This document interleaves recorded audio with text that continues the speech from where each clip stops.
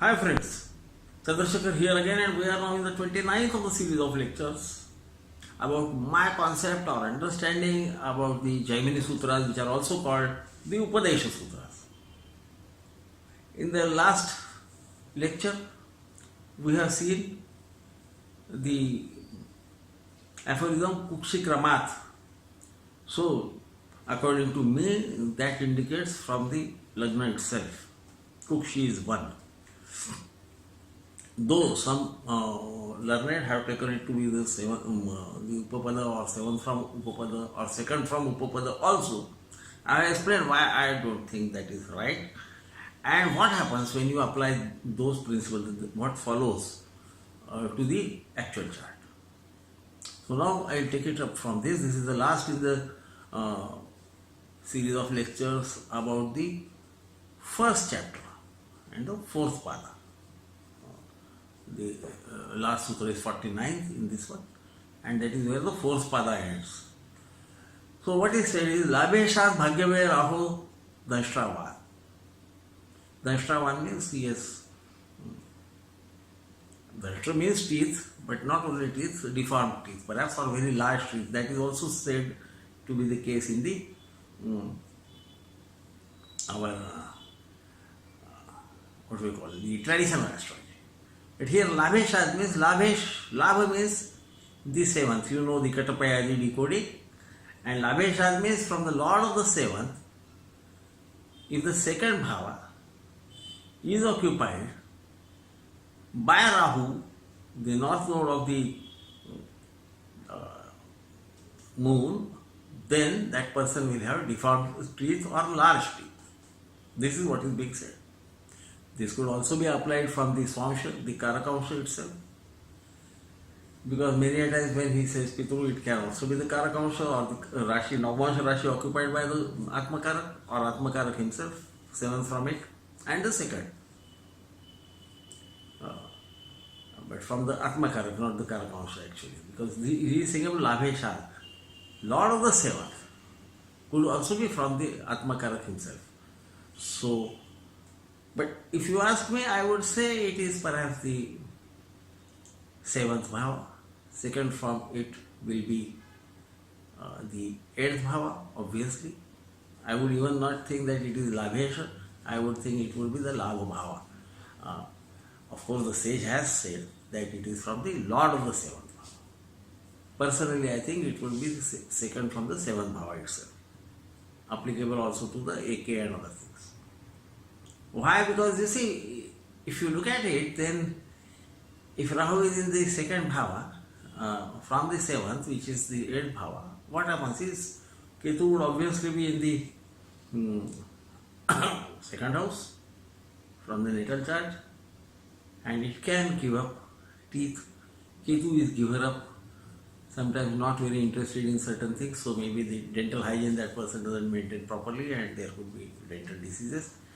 That is how I would look at it, but what is said is Labhesha. So, Lord of the seventh and second from it. Wherever the Lord of the seventh is placed, go to the second from it. If Rahu is there, then he has problems with his teeth, the Jataka.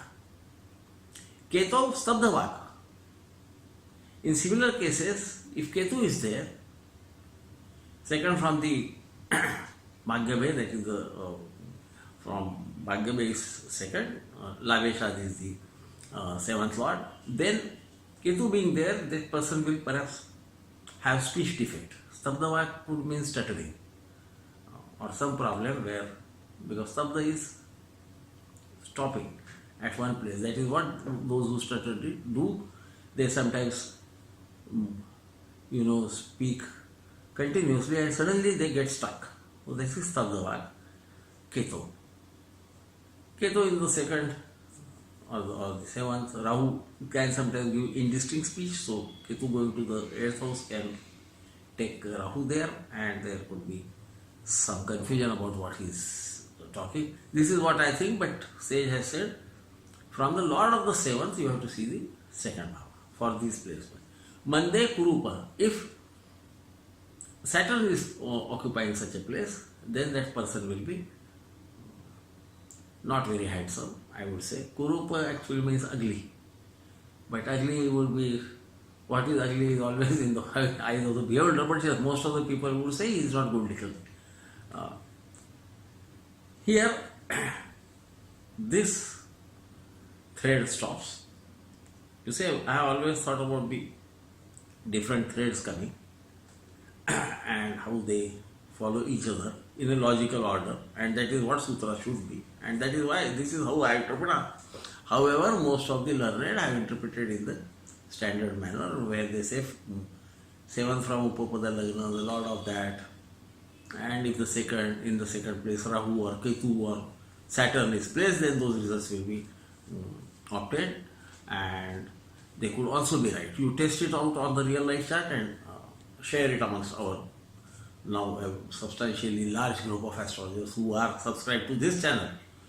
I see we have exceeded 1,000, perhaps even 1,100 subscribers, and we have got a large base with whom we can share our knowledge. I am not teaching you, people are calling me Guruji and everything. I said, we are sharing knowledge, I learn from you, you might learn from me. But what I want to instill is that astrologers develop a habit of questioning even the established norms, and they try to find out for themselves what must be the principle behind what is being said. Once principles are understood, then it is very easy to understand what can happen in a chart, because remembering all those yogas, there are thousands. I mean, even here you will see sometimes it is second from Swāmsha, I mean the Karakansha, sometimes from Upapada, sometimes second to the 7th from Upapada, and so on and so forth. So you will have to think about it. And then if time permits or mood strikes me, I might even give you certain direct yogas from Jyotish Phalaratnamala of the great Krishna Mishra, who was contemporary of Varamihira, and then you will find that there are something else is being said there. So, is it possible for human beings? Of course, I mean the ancient times, our ancestors were used to memorizing everything by rote, and thousands and thousands of shlokas they could memorize. I doubt if in this age there would be many. There would be some. I have seen C.K. Patel, the great C.S. Patel, Chandubhai Patel reciting shlokas like that from Deva Keralam when he was in his 90s. So it's not impossible. I think Suresh Chandra Mishra is also well known for this ability. I don't have that ability. I can remember 4 or 5 shlokas. Sometimes whatever is relevant I remember, like Shukrena Vyavahita Garbhanasha I always remember. Or Chandrayane Ka Putra I always remember, because I use them in on the live charts. So now new sutra starts. It says Swāmsha Vashat Gaur Nila Pitadi Varnaha. Based on the Swāmsha, you understand the color of the Jataka, whether he is fair, extremely fair. Gaura means actually extremely fair, and or he is bluish, or he is yellow, etc., etc., etc., because these are the colors of the planets. Naturally, if there are planets aspecting or occupying or influencing that Swāmsha, the Karakansha, for me it would be the Navansha Rashi occupied by the Jalakaraka, even in the Lagna itself or even in Navansha, and that is what would indicate this. Then he goes ahead. He said, Swāmshe kevala papa sambandhe parajataha. But before we go to the parajataha, that is a different aspect. I have forgotten one shloka which comes after this, which is Amatyanucharat Devata Bhaktihi. You remember that Pitranucharat shloka for how to find out Upapada, and I have told you all those 3 or 4 interpretations. Here, what is said is Amatyanucharat Devata Bhaktihi.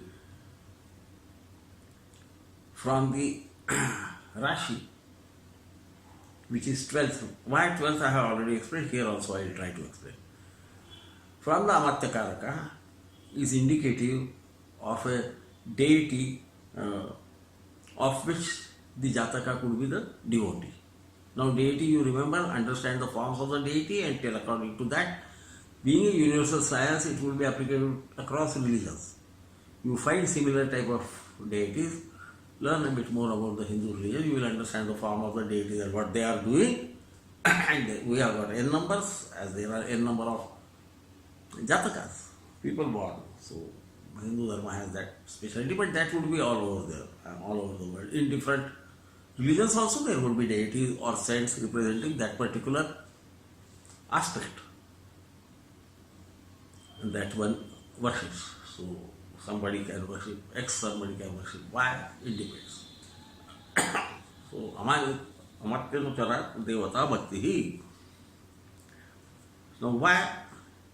I think when I was talking about the Atmakarak, Amatyakarak, etc., I told you that I consider only 7 because they relate to the 7 bhavas, and most of the nomenclatures are given about 7 bhavas. Ganesh Datta Pathak also talks about only the 7 Charakarakas in his commentary on Brihat Parashara Shastra. And here what happens is, if we understand that the Amadyakaraka is connected with the second house, then 12th from it will be Lagna. Now this Lagna, you must, I think I had told about it in the other earlier lectures on traditional astrology, that the Lagna forms the apex of the trine which is called Dharma Trikona. Dharma is duties. Whose duties? The Jataka's duties. The Lagna itself indicates his own duties, what he should do, what he might be doing also. His personality. Naturally, his personality would dictate the deity towards which he would be attracted. And obviously, so Amatyanu Charat, which means the Lagna. Here, since this follows the Swāmsha, Vashat, Gaura, Nila, etc., the 12th from the Amatya Karaka, you have to see, perhaps in the Navamsha chart, if my understanding is right, because and then the influences on that Navamsha, take the Rashi Drushtis there, or not the Graha Drushtis, and find out what could be the deity to which this Jataka would be devoted anyway. This is apart from the Ishta Devata, which is represented by the 12th from the Atmakaraka. Please remember this, don't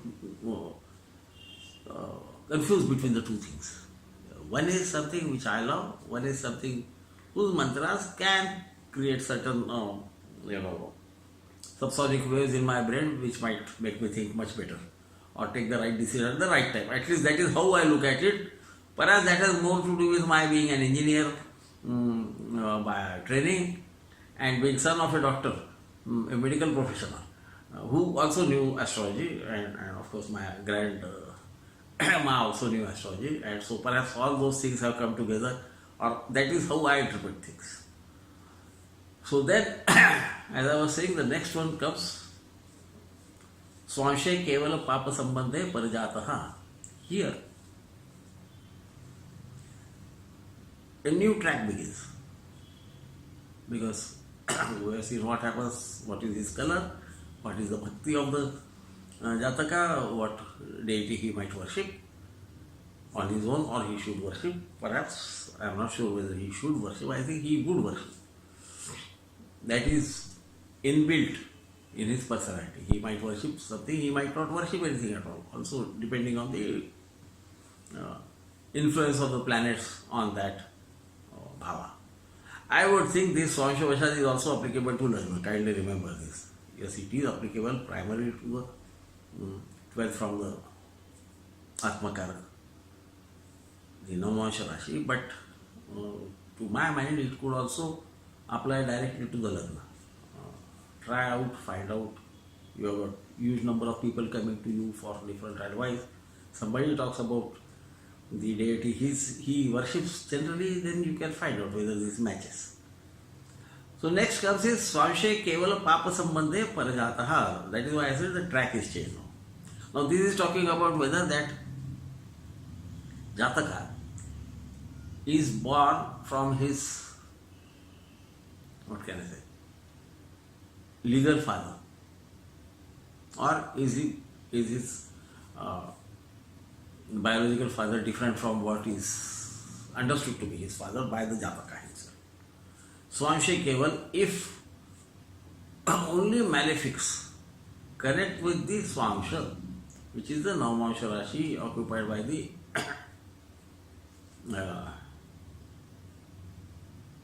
Charakaraka. You can also see it in the Navamsha Chakra itself. But I would think you should see it only in the Lagna. Now, what he says, Natra Papat. What is Natra Papat? Natra Papat means perhaps if the Chara Atmakarak himself is a malefic, then this doesn't happen. It would not happen. This is what is being said. All these 5 sutras, understand them properly.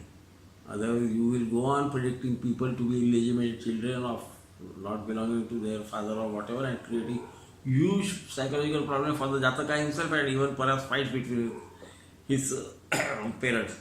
Kindly don't do that. Remember, Swāmsha Kevala Papa Sambandhe Parjata. Natra Papa. If the Atmakarak himself is not a malefic Rashi, or the Navamsha Rashi occupied by the Atmakarak is not a malefic Rashi, you know who are benefics and who are malefic, then this does not happen. That means he is a legitimate child. Next term, Shani Rahu Bhyam Prasiddhihi. This has been interpreted in different manner. I think what this is saying is, if both Saturn and Rahu are so connected or so influencing the Navamsha Rashi occupied by the Chara Atmakaraka, then this fact would be known to people. Some people have said that this gives him fame. I don't think. This is talking about the Parajata.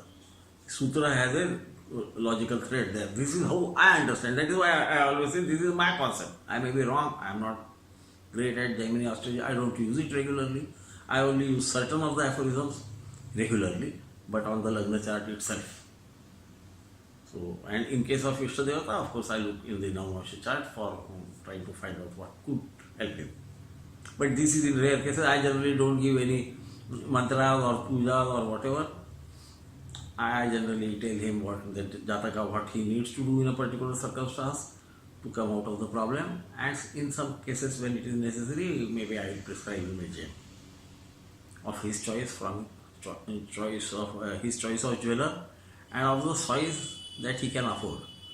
I have not seen anything like 20 carats for X and Y, which is generally talked about. I don't even understand why they are saying that. My logic I might sometime in one of the lectures when you desire. But let us complete this. So, Gopam Annebhyah.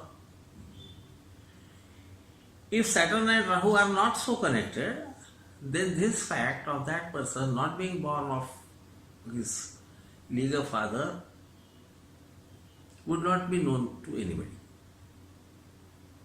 Now comes the next very important aphorism, which is sutra, which is Shubha Varge Pavada Matram. If this Chara Atmakarak is placed in a Shubha Varga, now Varga you have to understand very carefully, it is not only Navamsha, it can also be Rashi. If it is occupying a Shubha Rashi, or if it is in a Shubha Navamsha, I mean Navamsha owned by Shubha planets, the benefic planet.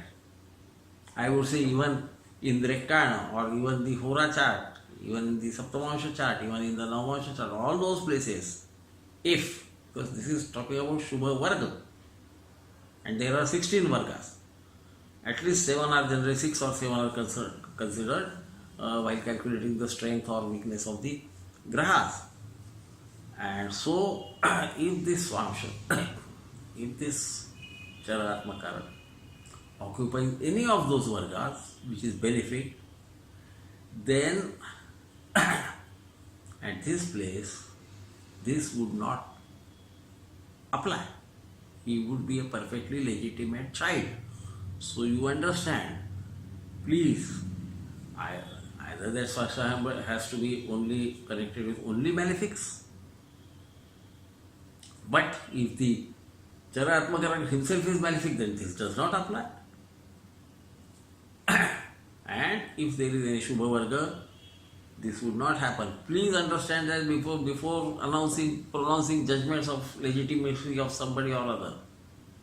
Don't do that, for God's sake. Look for all aspects, the Rashi aspect, the Graha aspect, whatever different aspects you can find, whether any way there is some benefit coming there, and this you do for all the negatives that have been told even in earlier sutra. Please remember this. Don't see the worst thing that astrologer can do is make comments on somebody's character without confirming it. Most of the time, anyway, he doesn't need to do that. But be very particular. I would advise you, if you take my advice, if you like this, then I think you should do that. Then Dvigraha Kulamukha.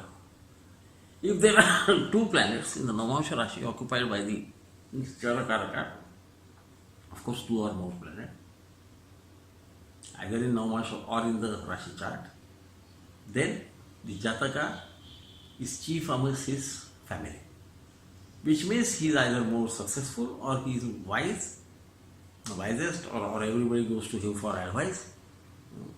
This is how Kula Mukha is to be understood, and Kula is a big concept. Kula is clan. So it is not only his limited family of, husband, wife and children. No, it is clan, even the cousins and others. You will find people whom everybody wants to go and ask for some advice. In his family, usually you will see something happens in the family, they will ask that person. He is the right person, he will guide us properly. So this is what happens if there are 2 planets, of course, or more, in the Navamsha Rashi occupied by the Charakaraka, either in the Rashi chart or in the Navamsha chart. So, my dear friends, with this I come to the end of the 4th pada. Pada is foot, and in astrology, in Vedic sciences, everything which is stable always stands on 4 feet. So, first chapter, 4th pada, ends here. The next chapter, I might only talk about a few aphorisms of the Dvitiya Adhyaya, the 2nd Adhyaya. That would relate to the length of, or the longevity, the period of longevity, as said to be, as advised to be calculated by the sage Jaimini. Then comes the Brahma, Graha and Maheshwara, and how, in what dasha you will die. See, at least for me, I look at life, not at death. I don't advise anybody to do it. Because it is really difficult to know when somebody is going to die. It depends on the Almighty when what happens. Once I think Dhritarashtra asked Vidura, if I am right, if my memory serves right, that is the prasanga in Mahabharata. It might be somewhere else also. It might be Dhritarashtra might have asked Bhishma or even the great sage Vyasa, but I think it was Vidura. When he said that human beings are given 120 years of life. So, why do people die early? And the answer is very interesting. And see, the allegories and all those things were used in ancient times in Sanskrit. And then Vidura says that, yeah, everybody is given 120 years of life by the Lord, but by the axe. Now he is imagining your total lifespan as a tree, he says, with the axe of his misdeeds, bad deeds, wrong choices, he goes on cutting that 120 years to wherever he dies. So a Jataka's own actions are also partly connected. Maybe in this life, maybe in the past life, we have got a concept of past life karma also catching up with us in any of the subsequent lives, not necessarily the immediately next life. Therefore, I would advise to desist from it. And how to know whether something is going to happen when somebody is serious, we will talk it about at some later time when I get into the mood for it. You have to pardon me for sometimes getting into mood of talking about something which you might or might not like. But that is who I am. You have tolerated me so long. And so, my dear friends, I take your leave and a very good night.